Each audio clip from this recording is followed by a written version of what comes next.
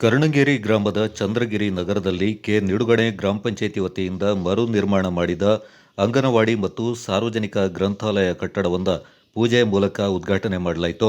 ಗ್ರಾಮ ಪಂಚಾಯಿತಿ ಸದಸ್ಯರಾದ ಜಾನ್ಸನ್ ಪಿಂಟೋ, ಸಿಡಿಪಿಇಒ ಸವಿತಾ, ಗ್ರಾಮ ಪಂಚಾಯಿತಿ ಅಭಿವೃದ್ಧಿ ಅಧಿಕಾರಿ ಅನಿತಾ, ಬಿಲ್ ಕಲೆಕ್ಟರ್ ಪ್ರಜ್ವಿತ್, ಅಂಗನವಾಡಿ ಕಾರ್ಯಕರ್ತೆ ಸುಮಿತ್ರಾ, ಆಶಾ ಕಾರ್ಯಕರ್ತೆ ಅನಿತಾ ರೈ, ಗ್ರಾಮಸ್ಥರು, ಮಕ್ಕಳು, ಮಕ್ಕಳ ಪೋಷಕರು ಹಾಗೂ ಗುತ್ತಿಗೆದಾರ ಕವನ್ ಪಾಲ್ಗೊಂಡಿದ್ದರು.